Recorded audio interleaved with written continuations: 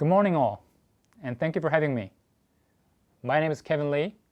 I'm the Chief Digital Officer for BT's consumer businesses, one of the teams tasked with delivering our digital transformation and accelerating BT in its ability to deliver new and compelling products and experiences. We will make an excellent case study for your research as an organization. For example, 175 years old, serving 30 million consumer and business customers in over 180 countries around the world. We are in many ways a classic corporate. Our business is built on hundreds of applications in varying states of health, and we rely on these to drive positive outcomes for our 100,000 colleagues and millions of customers. We mean positive outcomes. We are here to connect for good. As you can imagine, it's not always straightforward though. So today, I'm here to talk about what digital transformation means to BT, what our key challenges are, and some examples of good practice. So, let's start at the top. What is digital transformation? Well, to me, digital transformation, as with so many business change programs, rests on three key elements: people, process, and technology. By people and process, I'm talking about talent, culture, mindset, and ways of working, and that enabling tools. By technology, I mean our underpinning infrastructure, how it becomes together to support new digital services powered by data and AI. And that's the core of transformation, making an organization digital in the way it services and delivers for its stakeholders, delivering amazing omnichannel experiences that consumers are looking for, and building loyalty and driving value for customers, colleagues, investors, and other stakeholders alike. So let me start with the technology, and within that, underpinning infrastructure. Our infrastructure at BT is far too complex. Every one of the 2,421 applications, to be exact, in our estates are there for a reason. Often not a great reason, I must say. For example, we might have a legacy billing platform that supports a few hundred customers on an outdated product. But the process of changing this thing is complex. And as you can imagine, when the products and systems and customers are all depend on them, and then there's a question of what you change them to. Which is why step one is changing our IT, is that we need a great, groundbreaking, industry-leading architecture. Developed by my colleague, our chief architect, Josie Smith, and her team, are being implemented across our IT organizations. We are building a modular, reusable, shared technology architecture across our business that would drive this dramatic simplification and consolidation in the way our IT functions supports the business. We'll be down to fewer than 500 cloud-first applications in the next 5 years. And this is important as it will free up to $300 million in resources we invest in maintaining legacy and allow us to reinvest some of that dividend into delivering strategic digital outcomes. Step two, delivering AI operation. We are building a self-healing, AI-powered operations model so that if anything that goes wrong in our technology estate, not only do we have a next to real-time understanding of the root cause, but we have a system that can fix it without any human intervention. Now, this is a dramatic shift and will deliver a further 100 million benefits in the business as we free up strategic resources for what's important and dramatically improve customer experience as an outage are resolved in real time. Why is all simplification necessary for digital transformation, you might ask? Well, alongside the financial dividend, which is obvious, it enables far more agile organization.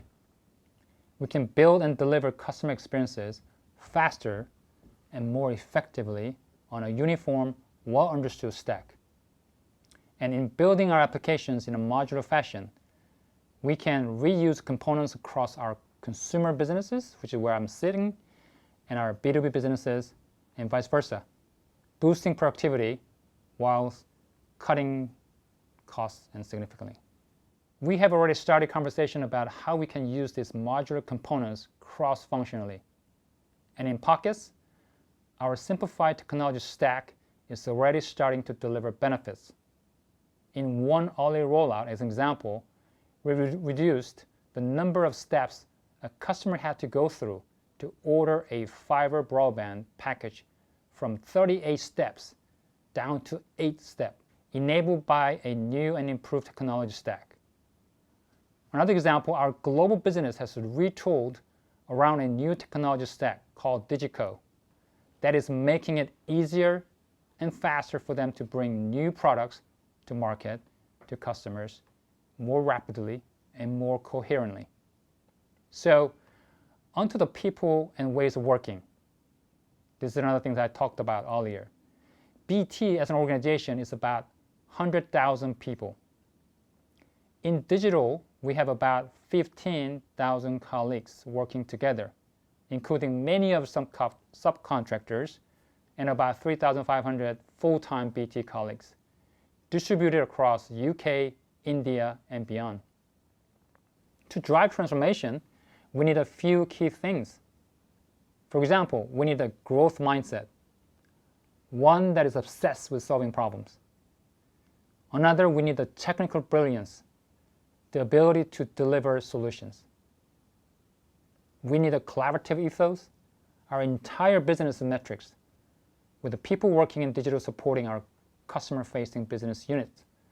And our modular approach makes reuse and collaboration more critical than at any moment in our history. We need a collaborative ethos. Our entire business metrics, with the people working in digital supporting our customer-facing business units. And our modular approach makes reuse and collaboration more critical than at any moment in our history. We need more problem solvers within the organization. And there is a vast amount of work to get done, and it doesn't make sense to outsource too much of our thinking. Now, here's a couple of examples how this is manifesting. We spent a lot of time last year developing what we call the digital way, which is a set of principles that define how we operate. Now, these are the most fundamental shift and are crucial to how we operate day to day.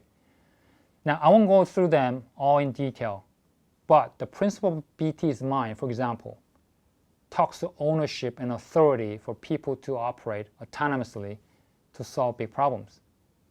We exist for each other is another principle, speaks to the need for deep and profound collaboration. I am fearless, which really encourages us to try the unknown. Customer obsessed brings us back to our core purpose, which is to connect for good, meeting specific customer needs with our work. And win with the tech, which is another principle, really speaks both to the infrastructure shift, which I talked about earlier, and the need for groundbreaking tooling and ways of working.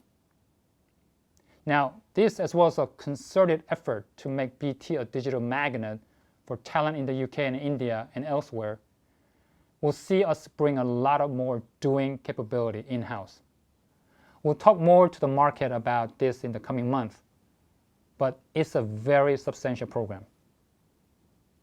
Now next, let me talk to a couple examples of the tools we use to deliver these customer experiences I talked about that work in concert with cultural and ways of working change the digital way represents. Now first up, the team this year deployed Flutter. And those of you who don't know what it is a Google-developed tool for building cross-platform smartphone apps. It has changed the way and pace with which we develop new apps. For example, instead of working on in a linear fashion on a single product updates, separately from iOS and Android, taking months to release and having huge feature disparity between those two platforms, we can now roll out dozens of small project teams, to be exact 20 concurrent squads, working on smaller modular features and components, which feed into the delivery capabilities across both iOS and Android in real time, dramatically shifting our ability to deliver amazing digital experience for our customers and requiring very deep, very embedded collaboration between our squads. That's really, really incredible and amazing. Second, I wanted to talk about our approach to design. We have a design system called the Loop. We are drawing on new tools like Figma, which supports collaborative design, rapid prototyping, testing, and iteration. This not only has a dramatic productivity benefits, but helps support the mindset of joint working and reuse of common design components across business. So next up, I want to talk about how we turning BT into a platform business. Now, underpinning all of this work is our key foundational data and AI platform. Now, built in partnership with the Google Cloud, our data platform draws from all our systems and feeds and learns from all interactions from users of our products and services, customers and colleagues alike. The goal here is very simple: to drive an AI-led business where intelligence and insight is dynamically optimizing service through our data mesh, uncovering value and improving experience for our customers. This is already happening. This year, using spatial data analysis on our cloud platform, we identified 34 million pounds of opportunity for our OpenReach business by finding properties within the last inch of fiber connectivity that were not accessible to our traditional planning system. Just imagine that. The OpenReach team have already made this available to their communications service provider customers and are selling to them right now. And our data platform has been also used to train Amy, which is our nickname for our conversation chatbot, which is already in its first year answering 60% of customer queries and achieving an NPS score of 60. Still room to improve, but what an amazing start.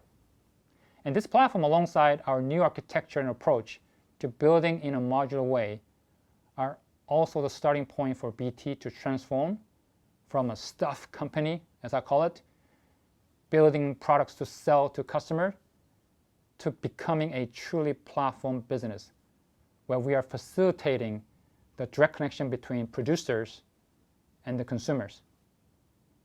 BT will always make stuff, don't get me wrong, but we are starting to be destination for a wide range of on-demand services for our customers.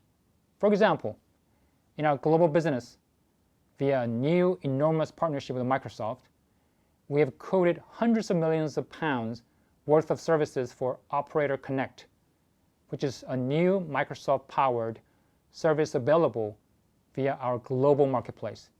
In time, there will be more to see in this space across our businesses. Finally, I want to talk to you about what lies beyond telco, where we are building new digital services. You see, all of this transformation I've talked about sits within our core telco business. And this is typical of many digital transformation programs. Fix what you're doing and make it fit for the purpose of the digital world. But see, that alone isn't enough for us at BT as a part of our transformation. Digital is exploring markets beyond telco as we speak, looking at what comes next.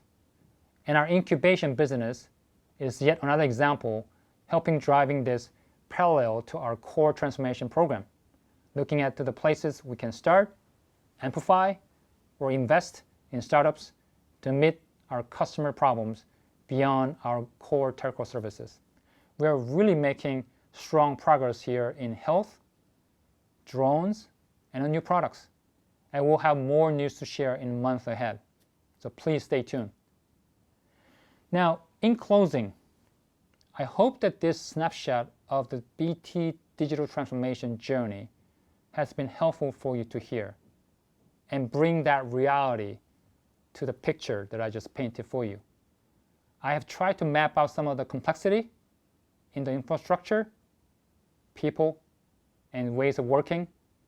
I hopefully have given you a sense of how we are delivering it to accelerate BT. We think we have a pretty phenomenal opportunity to make BT an organization that will be connecting for good far into the future, and are excited at the progress to date, as well as challenges and opportunities we continue to reach for. So thank you for having me.